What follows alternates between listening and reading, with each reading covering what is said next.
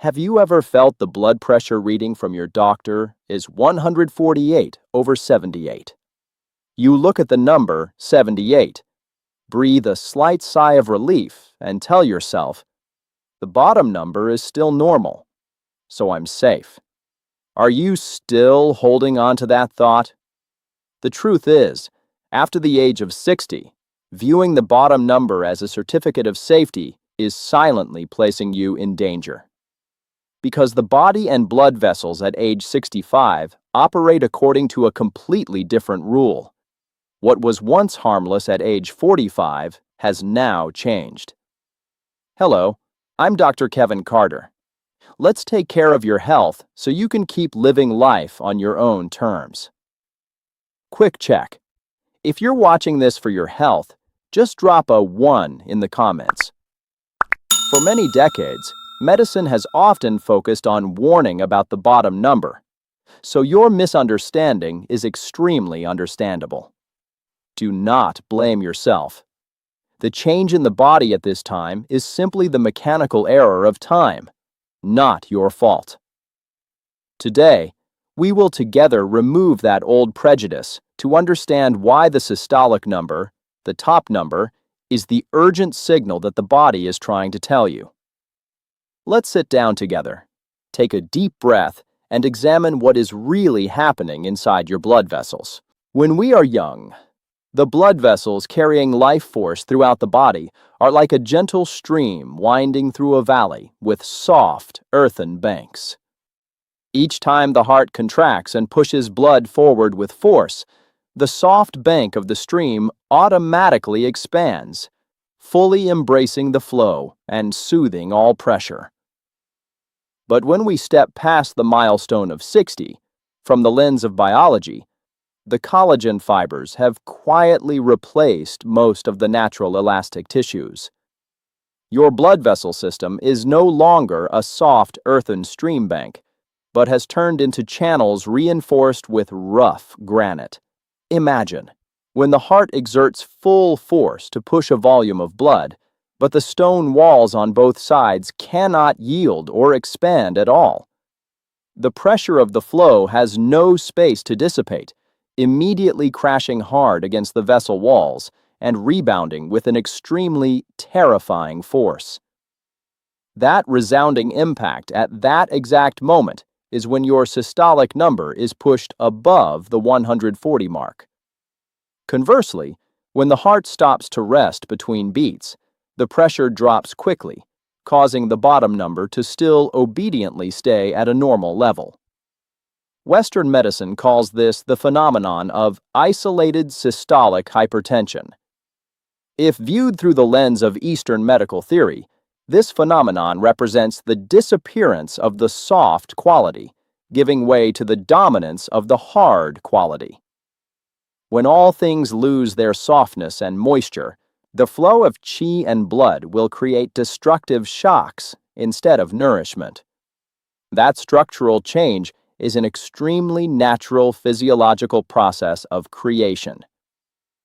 The ultimate danger of isolated systolic hypertension lies in its quiet outer shell.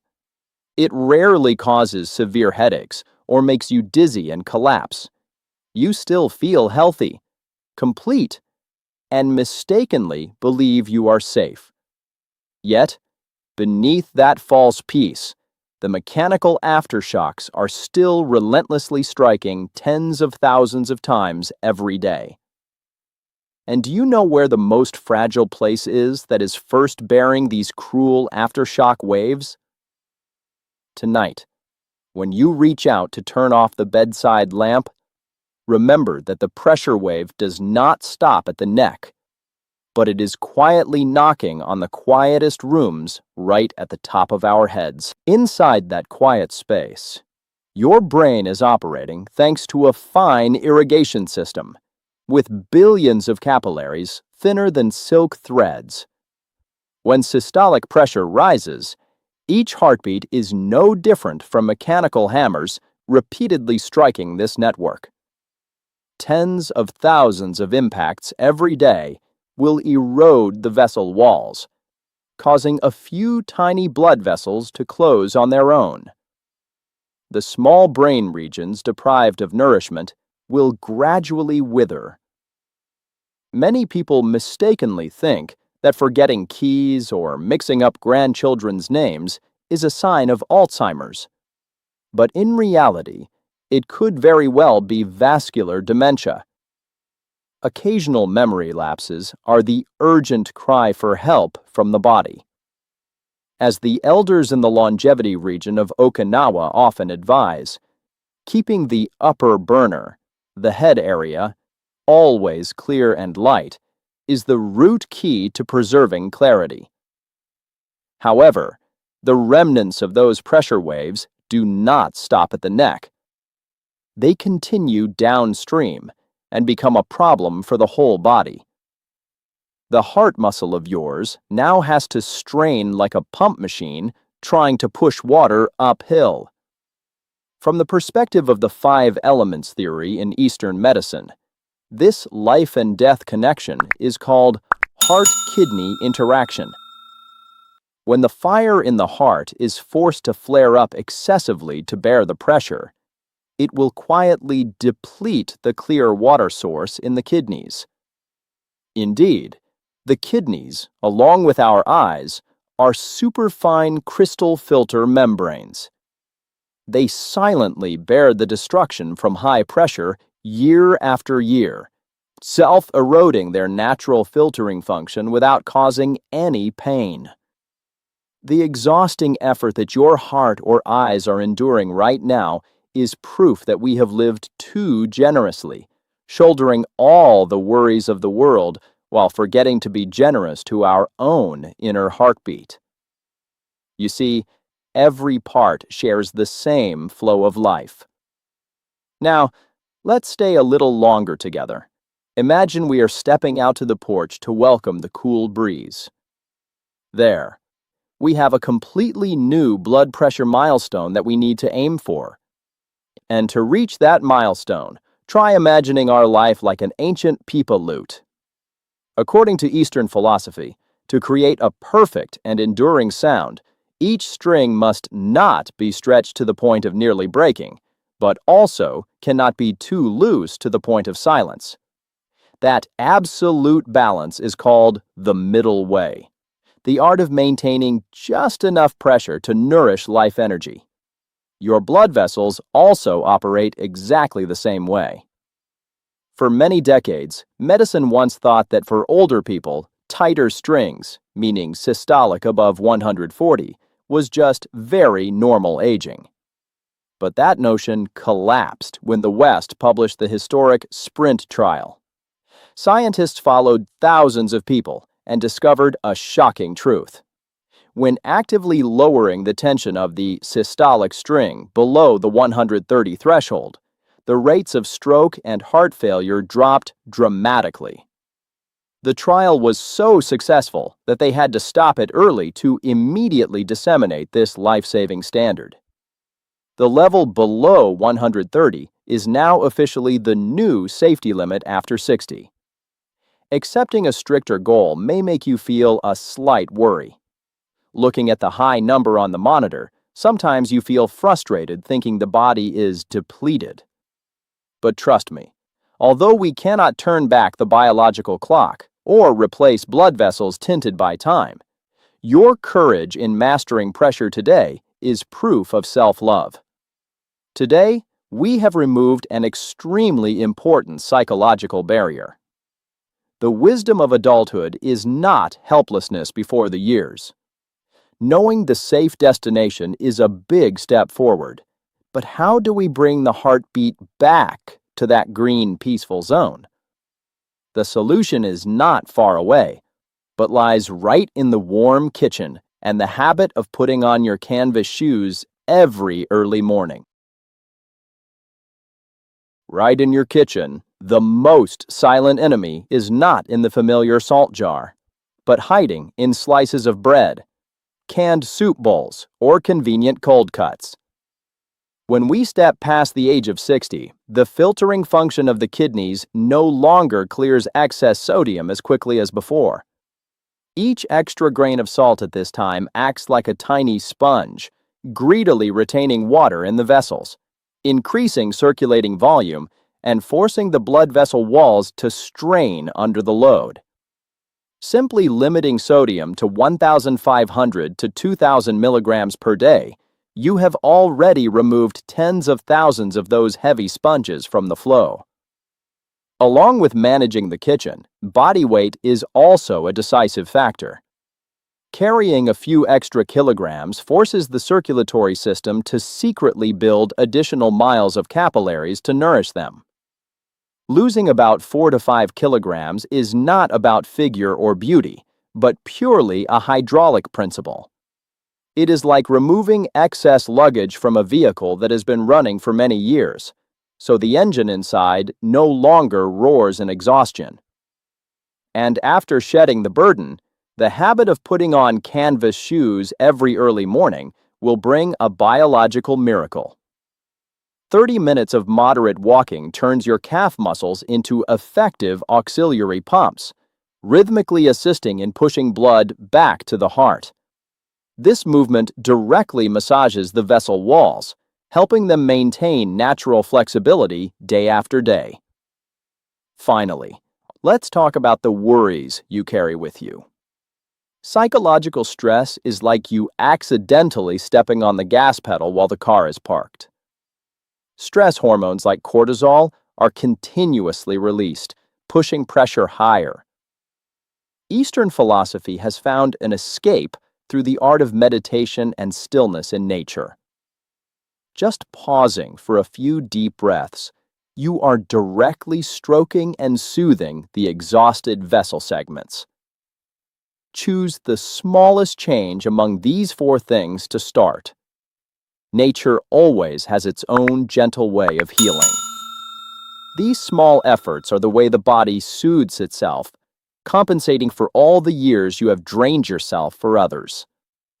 You may eat very lightly, walk regularly every day, but if at times the body still needs additional medical support, please never think that is a defeat. Whether applying lifestyle or needing medical support, how do we know the body is on the right path?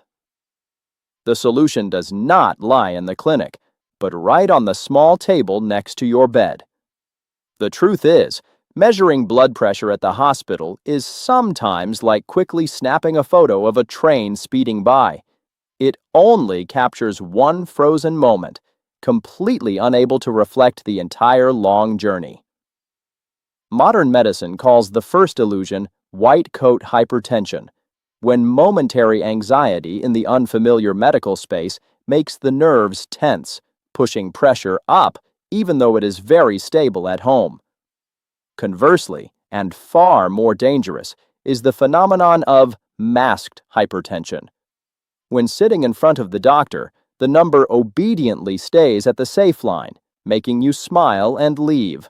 But right when returning to everyday busyness, the pressure flow silently surges to a dangerous level that no device in the clinic can record.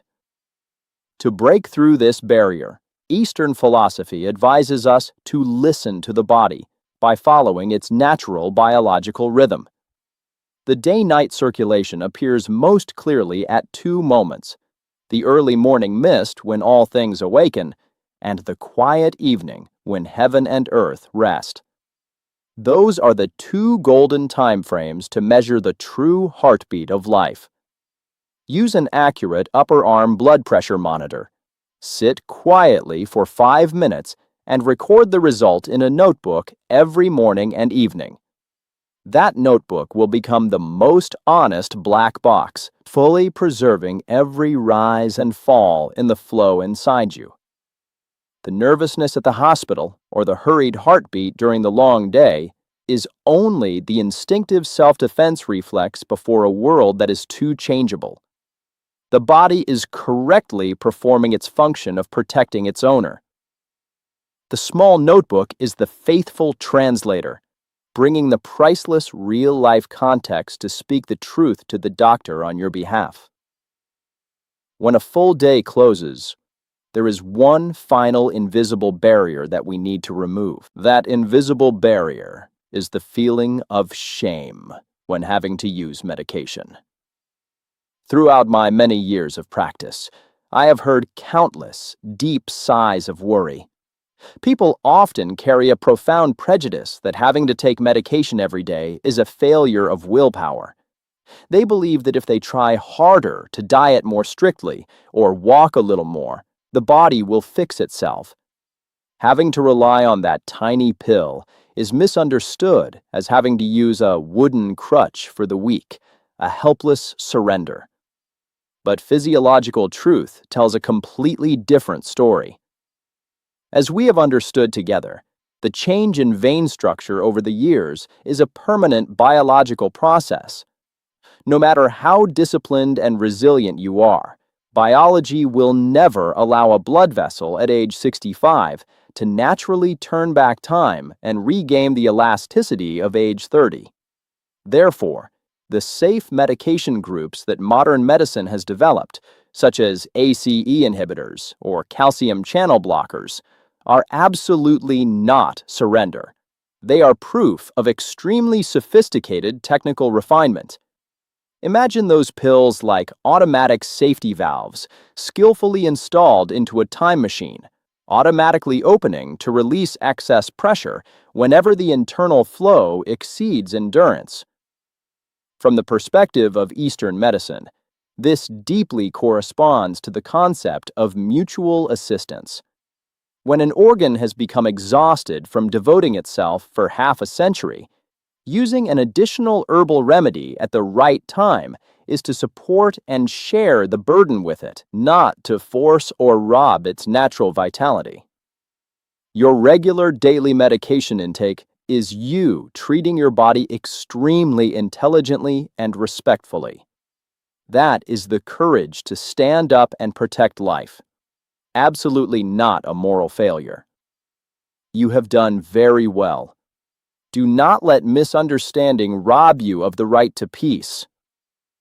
Now, when all the invisible stones in the mind have been removed, let me sketch for you a simple flow map for tomorrow, starting right from the moment the first rays of sunlight knock on the door. Right when the first rays of sunlight knock on the door, your body enters an extremely sacred biological transition moment.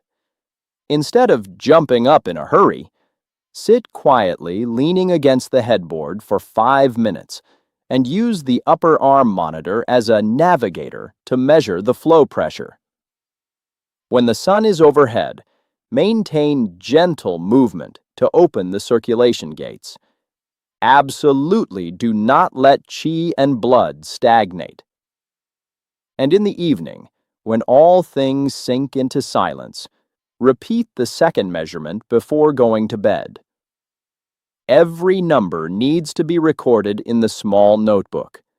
Your careful listening to each heartbeat every day is actually a sacred ritual to cherish life. This body has bravely shouldered so many storms to protect you for half a century. Now is the time it fully deserves your gentle care. A full day will close when you fold the journal page and lie back on the mattress.